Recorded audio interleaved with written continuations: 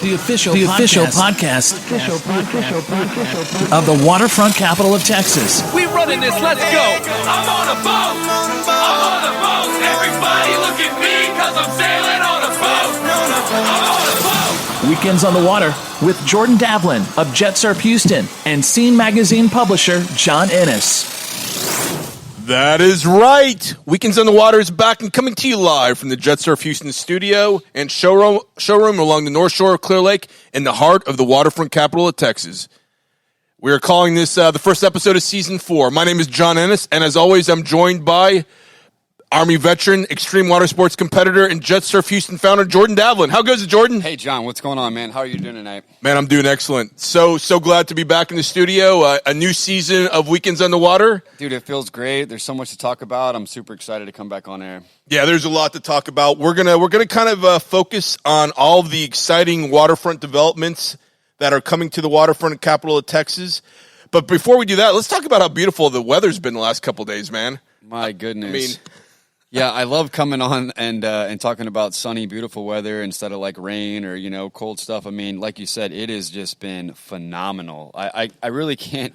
I think we had a really good spring. It was really, really dry. I feel like it was good. Then some rain kind of came in, and then it's just been absolutely beautiful again. I mean, literally the past 10 days, I feel like it's been some days in the 80s, some in the 90s, but I mean, super sunny. Water's been great. Water still feels great. So yeah, I can't complain at all. And a nice little breeze and nip in the air. Yeah, I call it football weather. When you start to get that, we don't get much of a nip in September around here, but there's a little one right when football starts, and so it's just invigorating. Just and like you said, the sky's blue, waters have been blue. I mean, we had the sunsets have been phenomenal. I was about to comment on the drive over here.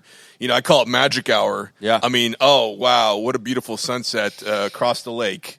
Yeah, and it's so crazy because when you catch that, I get a lot of good sunsets right here. We're in a good spot, and I understand you can see, the sunset from multiple angles. But, man, I think some angles are better than others, and I'm blessed to, really, it seems like the past 10 days just get an amazing sunset, back to back to back. So, yeah, it's been nice. Now, we always talk about, and first of all, maybe we should, since this is the beginning of Season 4, just kind of give a little overview to people that are listening for maybe the first time. We call this the official podcast of the Waterfront Capital of Texas. That's right, man. It is. And so right now we're coming to you from the Jet Surf Houston studio, which is right on the North Shore of Clear Lake, which is, just basically on the southeast tip of Houston, really. I mean, we're in the city, the waterfront community of Seabrook. Right. Seabrook is surrounded by water. There's Galveston Bay, there's Clear Lake, there's Taylor Lake, multiple lakes in the bay. And there's a number of waterfront communities. Part of what we consider the Waterfront Capital of Texas does include Houston. Right. But, this is kind of like, they're definitely they're Houston's closest recreational access to the water. Obviously, the Houston Ship Channel would be there first, but for boating and swimming and things like that, this is where people are going to come down from Houston. This is the closest recreational water area for sure. Absolutely, yeah. It's really, I call it. I mean, it's a playground for Houston for sure. Yeah. It's really the playground of the South in a way, and of course, we've talked on previous shows. I used to have an office over at the South Shore Harbor Marina, and it was amazing how many people I'd meet from all over the Midwest who would have their boats docked here. People from Oklahoma City, people from just Nebraska. I mean, just Arkansas. I mean, just people from up in really kind of middle America. They all don't have that ocean access. Yeah, they don't have the access to the water, and of course, when we say we have access to the water, I mean you can literally.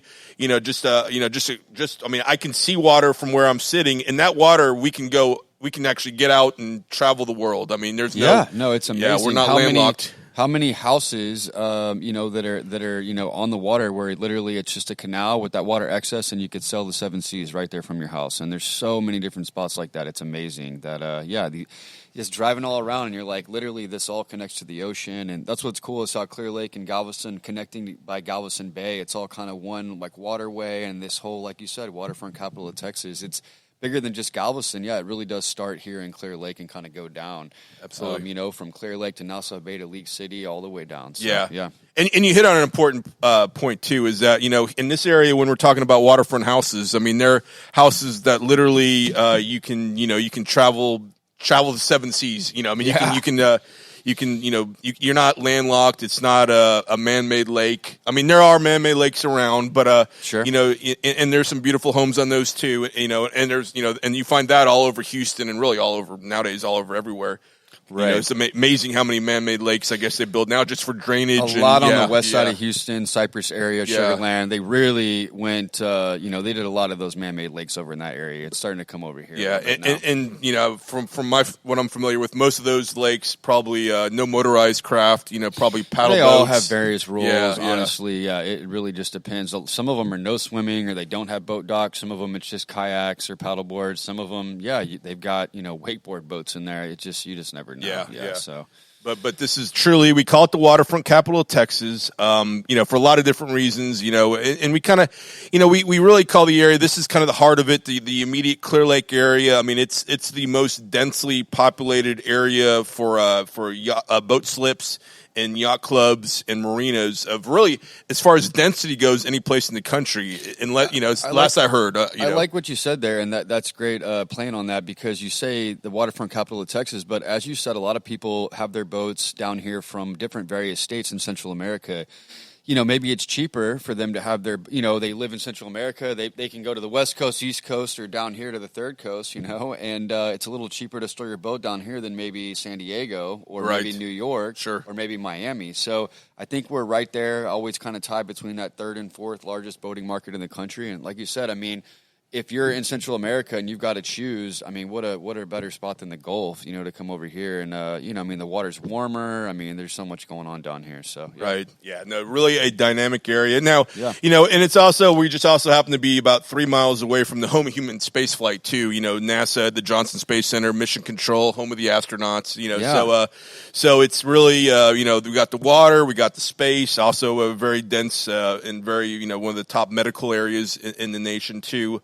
Actually, the Texas Medical Center, which is just a little drive up the road, about 30-minute drive, is the top medical center in the world. And largest. Yeah, not just largest. top, Yeah, but largest. yeah. I mean, in buildings, in square footage, and doctors. I mean, it is, I think, hands down, they break all the records. It's the largest complex. Yeah. I mean, don't quote me on that, but I No, think it is. It It really is, is like the largest all the way around. Yeah. So. And that's really kind of expanded down this way. I mean, there's 2 hospitals within about a 2-mile drive. Actually, 3 hospitals within a 2-mile drive of here.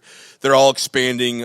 Methodist, Clear Lake Regional, and then there's the UTMB. Absolutely. Yeah. In So League it's City, which so, is going to be expanding here soon as Right, well. So yeah, so just, they've got a big plan for over there. I think another 500 hospital beds or something like that. So there, and there's a lot of exciting growth in the medical field here. A whole lot of exciting growth in the and really what's kind of the new wave of space technology with Axiom Aerospace, nanoracks, intuitive machines. I mean, all these different companies that are kind of like new private VC, venture capitalist financed, space startups, basically.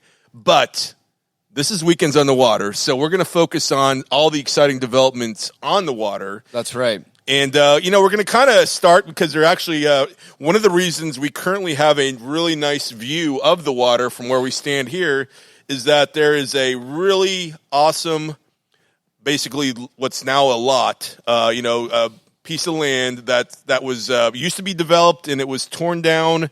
I'd actually say probably about 10, 15 years ago. Probably, I'd say 12 years ago.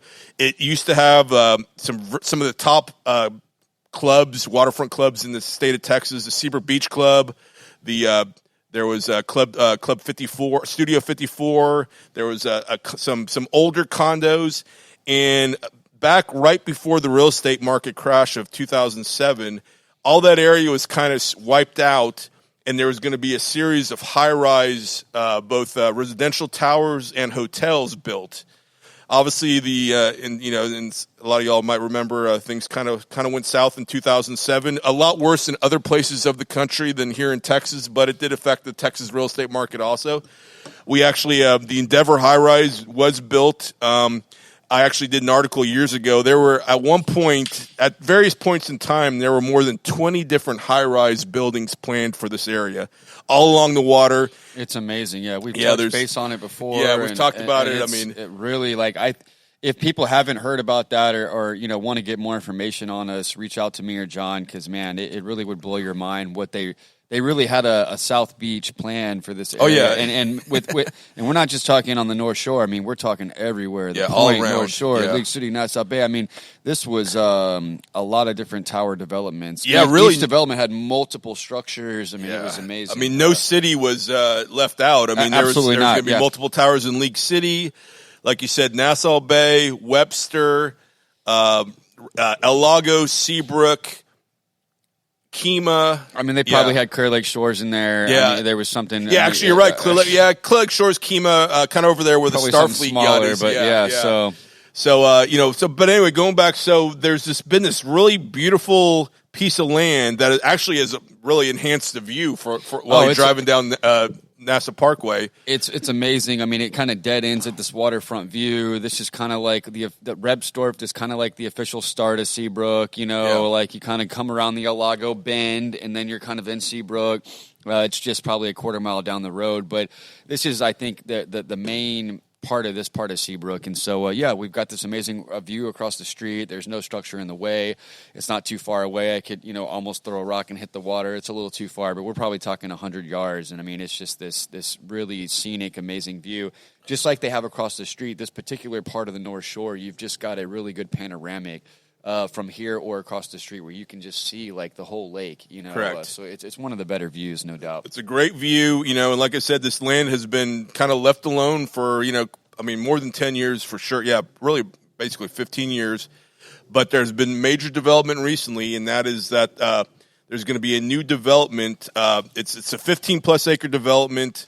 There's going to be a boutique hotel, which is going to be the Compass by Margaritaville. And I know, Jordan, you're pretty familiar with the Margaritaville, and some of the you've been to the one up in Conroe, right? I have, yeah. So, I'm kind of familiar with the brand and kind of what they've had shaken around the area. So this is something that I actually heard about through the Seabrook Economic Development, a meeting I went to back, I think, in December or January, and it was all confirmed. They had just, inked the papers. And, it's super exciting. It's literally right across the street. They've got big plans there. Like John said, I mean, Margaritaville, it's going to be a Compass boutique style, so it's going to have the margarita flair, but be a little bit smaller. It'll probably, not be quite as big as some of the other properties, but still very impressive and a lot of fun, just the whole atmosphere and kind of style of the place. They'll also have a visitor center. Margaritaville's going to have a restaurant. They'll have some of their restaurant concepts, which we'll actually get to into again in a little bit down in Bolivar.